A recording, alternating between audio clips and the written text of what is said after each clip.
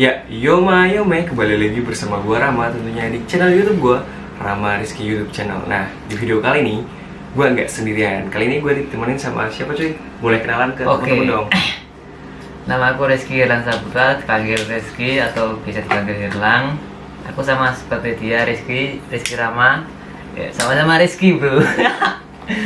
Sama, tapi beda. Ya, aku mahasiswa juga, mahasiswa di universitas swasta di Semarang. Dan aku kesehariannya biasanya nyambi ojek online. Ya, jadi di video kali ini gue bakal ngebahas terkait ojek online dan COVID-19. Seperti apa nantinya, tetap stay di video gue. Gimana nih, apa kabarnya? Ya, baik. Minal aidin wal faizin ya? Ya, sama-sama. Oh ya, gimana nih semenjak adanya corona di Indonesia, ojek online lo gimana, lancar atau tidak? Kalau dibilang lancar ya kurang sih, lebih ke arah mungkin pendapatan menurun ya kalau dari aku sendiri, karena ya itu tadi banyak orang-orang yang banyak berkegiatan di rumah dan jarang yang keluar rumah, atau mungkin kalau ada orderan pun ya banyaknya lebih ke arah yang GoFood-nya, GrabFood-nya. Terus kalau boleh tahu, lo terakhir narik kapan sih?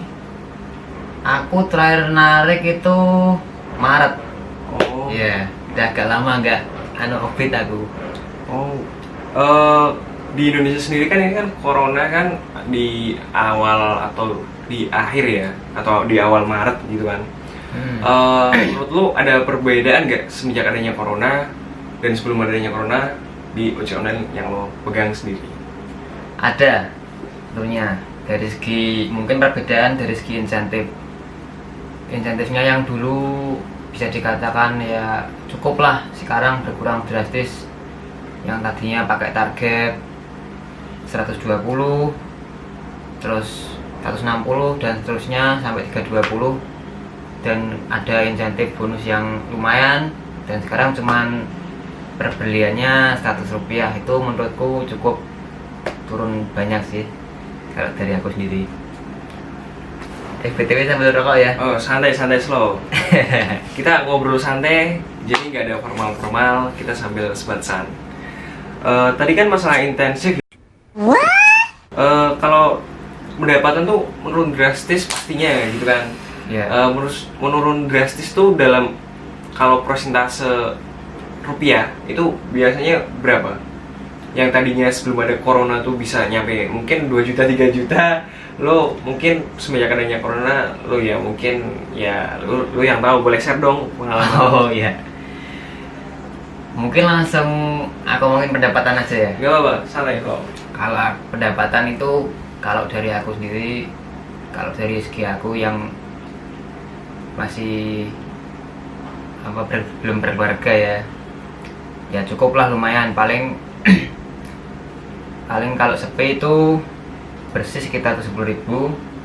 Kalau pernah aku paling banyak dapat sehari, paling banyak kalau alhamdulillah rame itu sekitar 230 pernah sih. Oh, lumayan juga ya. Iya. Bisa buat keliling ke Poncol gitu kan. Waduh. Gue enggak kayak gitu coy. Gue polos coy. Ya, dia polos. Dia belum nikah tapi udah. Tapi gimana dong, ceritain, lu kan dari keluarga yang, ya kalau gua lihat lu kan dari keluarga yang mampu, bahkan bokap lu kan dosen kan di universitas kita gitu kan, dan bahkan punya jabatan wakil dekan. Kenapa sih lu bisa ke ojol, nggak lu minta ke bokap lu, minta di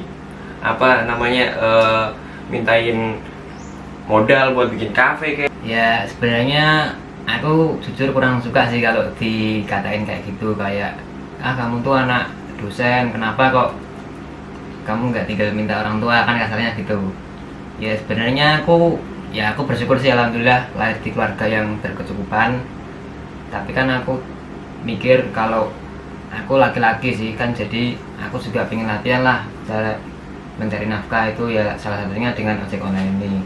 Kan mungkin banyak dari yang di sana, remaja-remaja di sana yang urip hidupnya senang-senang tinggal minta orang tua.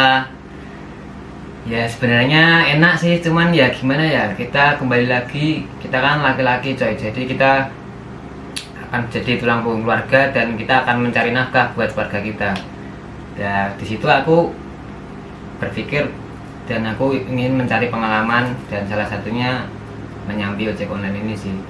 Oh jadi walaupun lo anak dosen, jadi lo lebih mentingin yang penting lo mandiri gitu kan? Ya, pengen bergantung sama keluarga, apalagi bokap lo gitu kan? Lebihnya seperti itu. Wah sahabat gue nih, mantep. Iya. Jadi ya memang kalau gue lihat, apalagi konteksnya mahasiswa gitu kan, banyak orang atau banyak anak yang lebih untuk senang-senang dan apa ya, bergantung banget sih sama orang tua. Kemudian mereka hidup dengan kemewahan, tapi mereka nggak pengen mandiri. Jadi mereka hanya minta, dan secara tidak langsung mereka menghabiskan uang-uang dari orang tua mereka. Benar sih. Yang satu ini gue lihat dia tuh mandiri, dan ini jadi temen gue nih. Mandiri men. Jadi buat kalian yang mungkin konteksnya mahasiswa, jadi bisalah contoh temen gue yang satu ini. Ya aku punya aku sendiri, cerita aku sendiri, bapakku sendiri. Aku kurang suka sih kalau sama-samain kayak gitu aja sih. Jadi intinya aku nggak pengen bergantung di bawah nama bapakku, ayahku, karena aku ya ingin berusaha sendiri.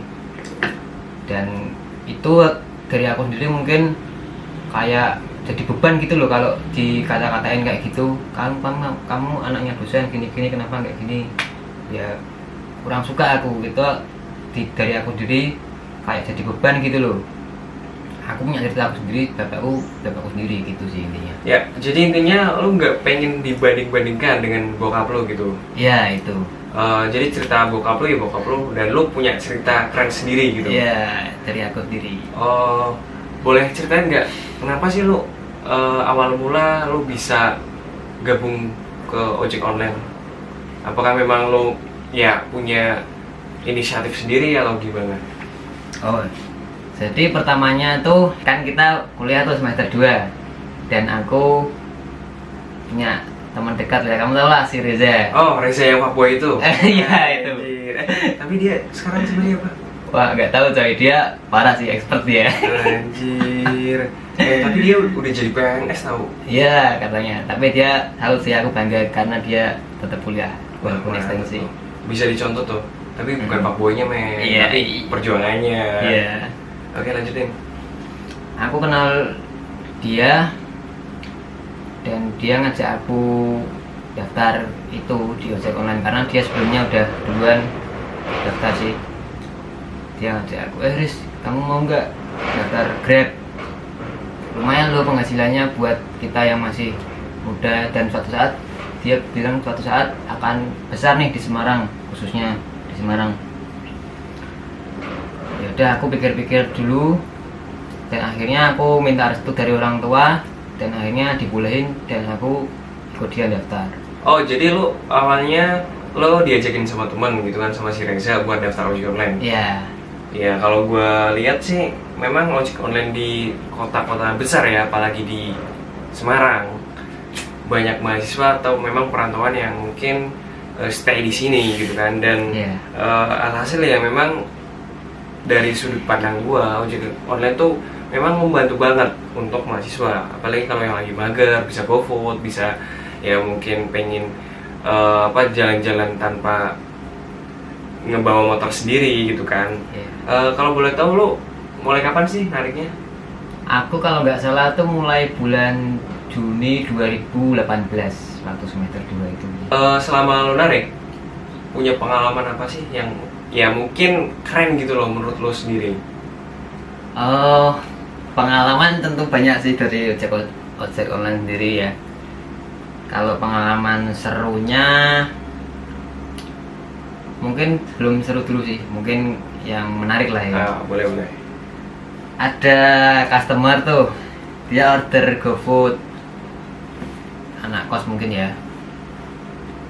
Dia order GoFood, dia order dapat drivernya aku. Dia order makanan, totalnya itu cuman 18.000 tuh. Pas aku udah sampai, aku dikasih uang sama customerku 50.000. Terus dia bilang, Mas ini kembaliannya ambil aja. Wah Itu buat aku senang banget sih, buat driver juga lumayan lah buat tambah-tambah. Itu untuk pengalaman yang seru, menarik lah. Oh, jadi memang pas lo nerima orderan gitu. Iya. Jadi lo ada fee yang memang dari si pesen. Ya, dari itunya, dari customer Wah, sendiri. lumayan. Iya, lumayan. Itu seberapa sering men kayak gitu? Sering sih, tapi kalau yang nominalnya banyak kayak gitu kan berarti itu kalau di total kembalinya 32.000 ya. Lumayan. Iya, 32.000. Kalau yang fee dari penumpang langsung itu lumayan sering sih paling, tapi ya yang jumlahnya banyak ya sering juga, tapi alhamdulillah paling 1.000-2.000 kan lumayan. Ya bisa buat nambah-nambah rokok lah ya gitu. Iya. Nah tadi kan pengalaman yang memang mungkin menarik dan seneng gitu kan. Pernah dapat pengalaman yang mungkin menyedihkan nggak? Yang sedih, bikin lo kesel, bikin lo jengkel atau segala macam lainnya? Oh iya. Oh, tapi sebelumnya ada yang lebih menarik sih. Yang Apa tuh? pengalaman seru. Apa tuh? Jadi aku waktu itu kan aku nongkrong tuh ngetem di UNES, di Universitas UNES di Semarang. Aku ngetem di situ, aku dapat orderan tuh maba lah. Waktu itu kan lagi musim ospek ya, jadi kan banyak yang belum tahu daerah situ, mungkin kan ada yang belum cari kos atau gimana. Banyak peluang lah di situ untuk dapat penumpang. Nah, aku nongkrong di situ tuh. Terus aku dapat orderan, aku lihat tuh, wah lumayan nih, 40.000 waktu itu dari UNES sampai Telogosari di daerah Semarang bawah. Terus aku chat, terus dia sampai ke aku, dan waduh lumayan coy, besar banget orangnya anjir. Apanya tuh? Yang besar apanya? Orangnya apanya tuh? orangnya Oh. badannya. Terus dia naik dari UNES sampai Telogosari tuh. Wah, ngeri coy, berat banget. Banku sampai liut-liut. Ya, itu pertanyaan yang jadi penumpangnya itu cewek apa cowok? Iya enggak sialnya ya, dia cowok sih. Oh, jadi cowok karena Iya, sial gitu kan. Kalau Enggak, cewek gimana? Enggak sial tuh, tapi alhamdulillah sih aku dapat orderan. Kalau pernah yang cewek nggak? Cewek yang- samai gitu. Oh pernah, yang badannya besar gitu ya. Ah. Sering sih. Dan lu seneng? Ya gimana ya, di sisi lain aku senang dapat orderan, tapi di sisi lain ya agak bersabar juga sih, karena itu soalnya motor aku kan matic, jadi kan banyak kecil ya, agak kerasa sih, berat banget. Kerasa apanya nih? Kalau boleh tahu. Kerasa beratnya itu loh coy, berat badan dia itu loh, tapi enggak bercanda. Aku alhamdulillah sih, semua orderan alhamdulillah aku ambil lah. Tadi kan pengalaman yang menarik nih, yang mungkin menurut lo ya ada senang-senangnya. Kalau pengalaman dari sisi sedihnya tuh ada nggak selama lo menarik di ojol? Oh, kalau pengalaman sedih ya, tentunya teman-teman di sana ojek online juga pernah mengalami pastinya, dapat order fiktif ya, itu parah banget sih. Aku pernah dapat orderan di daerah aku sendiri, dia order ayam fried chicken. Ordernya itu dia 3 paket tuh lumayan harganya lah. Terus di order pertamanya tuh dia aku chat balas tuh, balas, dan akhirnya masakan udah jadi. Aku udah fix, aku TW ke tempat customerku. Terus waktu sampai sana aku hubungin tuh, Mas ini di mana, rumahnya nomor berapa. Nggak dibalas tuh pertama 10 menit. Terus aku telepon, dia nggak diangkat sampai setengah jam tuh. Aku muter-muter di situ nyari-nyari, aku tanya-tanya di warga-warga daerah situ, nggak ada yang kenal ya. Itu terus akhirnya sampai makan waktu 1 jam, itu parah sih. Aku akhirnya dengan terpaksa aku pulang, dan orderannya aku makan sendiri sih. Oh, jadi lo dapat orderan GoFood Iya. 3 paket, dan ketika lo sampai ke tempat tujuan orangnya menghilang gitu. Ya, tanpa kabar. Anjir. Kayak gitu. Seberapa sering lo kayak gitu? Alhamdulillah nggak sering banget sih, cuman paling sekali 2 kali lah, nggak sering. Dan alhamdulillahnya kayak gitu, tapi nominalnya juga nggak banyak. Kan kasihan juga teman-teman yang lain, mungkin ada yang pernah sampai rugi 500.000, Wah, bahkan iya, banyak banget. 1 jutaan. Kan sering viral sih Oh. beritanya di medsos tentang yang order fiktif sampai ratusan ribu bahkan jutaan itu sih. Kalau boleh tahu, lu kan kalau lagi kuliah gitu kan, Iya. lu kalau misalkan ngebit buat ojol, lu dari jam berapa sampai jam berapa sih kalau boleh tahu? Oke. Jadi kan kita kuliah paling seminggu 3 kali ya. Iya. Ada kan pasti ada liburnya. Lah pas libur itu aku sempatin buat ngebit dari pagi itu mungkin berangkat aku jam 6 sampai maksimal ya jam 8 malam lah. Aku nggak terlalu capek-capek banget karena kan aku juga masih muda, kan perlu jaga kondisi. Weh, udah banget men. Dia tuh lahiran tahun 91 ya? Anjir. Enggak coy, gua 99. Ya, lu kan tadi sempat ngebahas tentang order fiktif gitu kan. Iya. Nah, gue pernah ngebaca trending apa sih kayak prank-prank gitu kan. Iya. Prank-prank Oh iya, kayak itu, prank. order fiktif Prank gitu kan. ojol. Prank ojol-ojol gitu sih. Iya. Nah, menurut pendapat lo dari segi ojol tuh gimana sih terkait prank-prank seperti itu? Kalau pendapatku ya sebenarnya itu nggak perlu dilakuin sih. Kalau emang kalian ingin berbuat baik ya tinggal langsung aja, tinggal misal pengen memberi berapa gitulah, tinggal diberi aja. Mungkin kalau buat kepentingan video gitu ya nggak usah lah pakai prank gitu. Itu kayak sih, lebih ke arah merendahkan profesi kita sebagai ojol sih. Oh, jadi kalaupun misal mau buat kepentingan video ataupun Iya. semacam mau berbuat baik, ya menurut lo jadi nggak usah kayak prank-prank itu. Ya nggak usah sih, lebih ke arah langsung aja. Mungkin ada kegiatan apa langsung di shoot, ingin berbagi sama ojol gitu, malah lebih baik lah kamu istilahnya. Ya karena gue sendiri juga kemarin sempat baca, ya sempat dapat kabar juga sih seperti itu. Ya menurut gue pribadi juga gimana ya, kasihan juga sih kalau memang dilakukan seperti itu, karena kan Iya. balik lagi kan ojol kan memang capek, panas-panasan gitu kan, Iya. apalagi prank-pranknya sampai juta-jutaan gitu kan. Ya pesannya parah sih, pesannya sampai jutaan gitu. Iya, dan Tahu. kalau gue lihat tuh kasihan juga gitu kan, apalagi kalau misalkan memang uangnya tuh diputer gitu kan, memang Iya. harusnya diputer malah dipesenin kayak gitu, Nggak dibikin dibayar. prank gitu kan, nggak dibayar. Ya walaupun memang sampai akhirnya pun dikasih gitu kan, cuma ya balik lagi kita juga harus lihat dari sisi hati nurani kita sih seperti Iya, kemanusiaan, sisi kemanusiaan. itu. Ya benar, gue setuju sama lo sih. Ya boleh ceritain gak sih aktivitas lo selama adanya COVID-19? Lo kan memang dari awal Maret kan udah nge-offbeat nih. Iya. Ya memang mungkin karena ada efek corona gitu kan. Iya. Nah, aktivitas lo ngapain aja sih selama ini? Parah sih, aku sekarang paling kegiatannya ya tetap lah bantu orang tua, terus paling nyicil proposal buat skripsi kedepannya, dan sama sisanya paling ya main game aja sih, Mobile Legend. Kalau boleh tahu lo kan memang asli Semarang nih, dan Iya. tempat tinggal lo memang di Semarang gitu Iya. kan. Kalau boleh tahu kemarin Semarang yang positif berapa sih sampai ditetapkan sebagai zona merah? Kalau aku dari data sendiri sempat baca kemarin tuh bener sih Semarang masuk zona merah, tapi di daerah-daerah tertentu ya. Tapi kalau aku lihat dari data statistik kemarin yang aku lihat dari teman itu, yang di-share oleh temen, aku lihat itu justru yang paling banyak di daerahku sih, di Tembalang sendiri. Tapi yang di daerah Tembalang yang di bawah, bukan yang di tempatku yang di atas.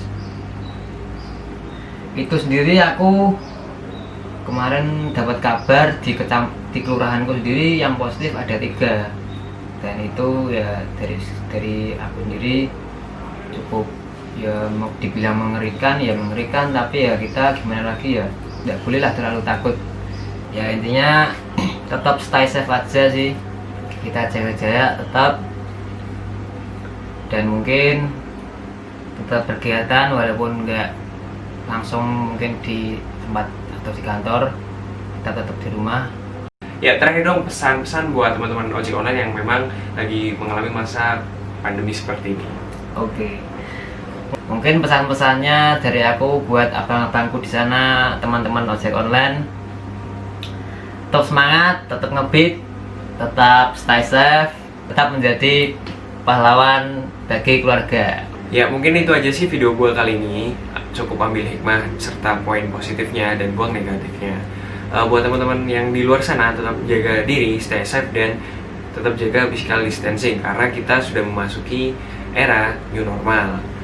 Jangan lupa juga subscribe, like, dan komen serta share ke teman-teman kalian agar kalian gak ketinggalan video-video menarik dari gua. Gua Rama, terima kasih atas waktunya dan bye. See you.